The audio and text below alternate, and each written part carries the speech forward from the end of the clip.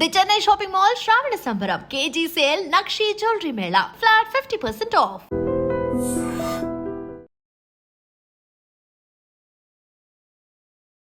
ప్రమాదాలు ఎప్పుడు ఎలా జరుగుతాయో ఎవరు ఊహించలేం. కానీ అలా అని మనం నిర్లక్ష్యంగా కాకుండా ఎప్పటికప్పుడు అప్రమత్తంగా ఉండాల్సిన అవసరం ఉంది. సోషల్ మీడియాలో మనం అనేక ప్రమాద దృశ్యాలు చూస్తున్నప్పుడు త్రుటిలోనే ఆ ప్రమాదం నుంచి తప్పించుకున్న వాళ్ళని చూస్తున్నాం. త్రుటిలోనే క్షణాల్లో ప్రమాదం బారిన పడి ప్రాణాలు పోగొట్టుకున్న వాళ్ళని చూస్తున్నాం. ఇప్పుడు పార్వతీపురం మన్యం జిల్లాలో మక్కువలో ఒక బాధాకరమైన ఘటన. ఆడుకుంటూ ఉన్నటువంటి 1 year పాప మెట్లపై నుంచి దొర్లుకుంటూ కింద పడి ప్రాణాలు పోగొట్టుకుంది. సో తల్లిదండ్రులు అయితే కేజీహెచ్ దగ్గర ఉన్నారు.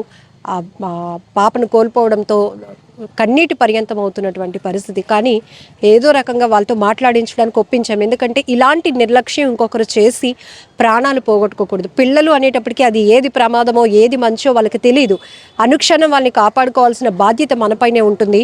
జస్ట్ అందరికీ ఒక అవేర్నెస్ కల్పించాలనే ఉద్దేశంతోనే ఆ తండ్రితో మాట్లాడే ప్రయత్నం చేస్తున్నాం. మీ పేరండి? దామోదర్ మేడం. ఎంతమంది పిల్లలు మీకు? 2 పాపలు మేడం. ఏమైంది? పాప ఎలా పడిపోయింది? ఆడుకుంటుంటే 2 పాపలు మెట్లు ఎక్కారండి. చిన్న పాప ఎంత వయసు? 4 years అండి. చిన్న పాప స్లిప్ అయిపోయి కింద పడిపోయింది. తలకి ఇక్కడ హోల్ పడ్డది. హోల్ పడితే హాస్పిటల్కి తీసుకొస్తే ఒక 2 days అబ్జర్వేషన్లో ఉంచారు. అబ్జర్వేషన్లో ఉంచి మరుసటి రోజు సీరియస్గా ఉంది, ఆపరేషన్ చేయాలన్నారు. ఆపరేషన్ చేస్తే బతుకుతుందో లేదో తెలియదు అన్నారు. ఆపరేషన్ చేసిన తర్వాత స్ట్రోక్ వచ్చేసి అయ్యో, ఆపరేషన్ చేసిన తర్వాత స్ట్రోక్ వచ్చింది. అబ్బో, 1 సంవత్సరం పాప అంటే అసలు తట్టుకునే పరిస్థితి కూడా లేదు. అవునండి. ఆ టైంలో అంటే చూసుకోలేదా ఏంటి? అసలు మెట్లలో ఎక్కేసి పెద్ద పాప అనేసి పెద్ద పాప ఆడుకుంటుంది అనేసి చిన్న పాప బంగారుకొని వెళ్ళిపోయిందండి. మేము చూసుకోలేదు. పాప పేరండి? ప్రణతి. ఇంట్లో ఆ సమయంలో ఎవరు లేరా? నేను ఒక్కడనే ఉన్నానండి. మా మిస్సెస్ పనికి వెళ్ళారు. కానీ చాలా దారుణం జరిగింది. ఇంకొకరికి ఎవరికి ఇలాంటివి జరగకుండా పెద్దయినా మీరు చెప్పండి. జనరల్గా పిల్లలకి ఏవి తెలియదు, ఏది ప్రమాదమో. కొన్నిసార్లు అలా బంగురుకుంటే పాకుతున్న పాములు కూడా వాళ్ళు పట్టేసుకుంటారు. వాళ్ళకి ఏది ప్రమాదమో తెలియదు.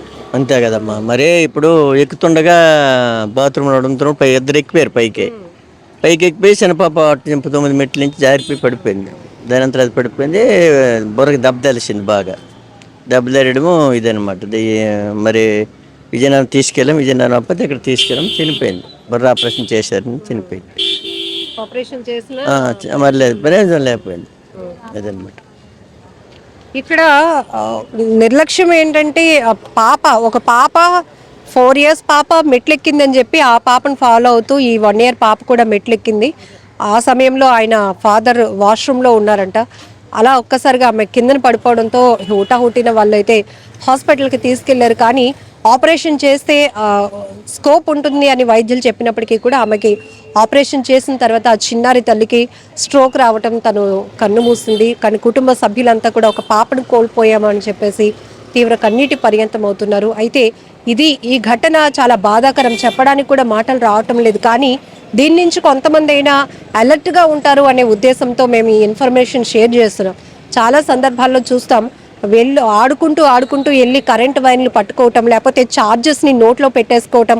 పిల్లలు కాబట్టి వాళ్ళకి ఏది ప్రమాదమో ఏది మంచి అన్నది ఇంకా తెలీదు, తెలుసుకునే వయసు కూడా రాదు. కానీ పిల్లల్ని చాలా కంటికి రెప్పలా చూసుకోవాల్సిన బాధ్యత తల్లిదండ్రులదే. ఎందుకంటే ఆ సమయంలో ఇక 1 year ఒక 5 years వచ్చే వరకు కూడా దీని జోలుకు మీరు వెళ్ళకూడదు అంటే వాళ్ళు అర్థం చేసుకునే పరిస్థితి కూడా ఉండదు. సో సోషల్ మీడియాలో కూడా మనం చాలా ప్రమాదాలు చూస్తున్నాం. పిల్లల పైన ఫ్రిడ్జ్లు పట్టుకొని డోర్స్ పట్టుకొని లాగి ఆడుతూ ఉంటే ఫ్రిడ్జ్లు వచ్చి పిల్లల పైన పడిపోవటం, లేకపోతే ఆ కరెంటు ప్లగ్స్లోకి వెళ్ళి వాళ్ళు ఆ సాకెట్స్లో చేతులు పెట్టేస్తూ ఉండటం, టీవీలు మీదకేసేసుకోవడం, ఇలాంటివి చాలా ప్రమాదాలు చూస్తాం. ఎక్కువ శాతం కరెంటు ప్రమాదాలు ఎక్కువ చూస్తూ ఉంటాం. అలాగే హౌసెస్ దగ్గర అయితే ఇంటి దగ్గర ఏదైనా మెట్లుంటే పిల్లలకు తెలీదు, పైకి పెద్దవాళ్ళు వెళ్తున్నారని వాళ్ళని అనుసరిస్తూ వాళ్ళు కూడా వెళ్ళిపోతూ ఉంటారు. ఒక్కసారిగా వాళ్ళు కిందకి దొండ్రుకొని వచ్చేసి పడిపోవడం వల్ల బలమైన గాయం ఆ పాపకి తగలడం వల్ల 1 year పాప ప్రాణాలు కోల్పోయిన చాలా బాధాకరమైన ఘటన.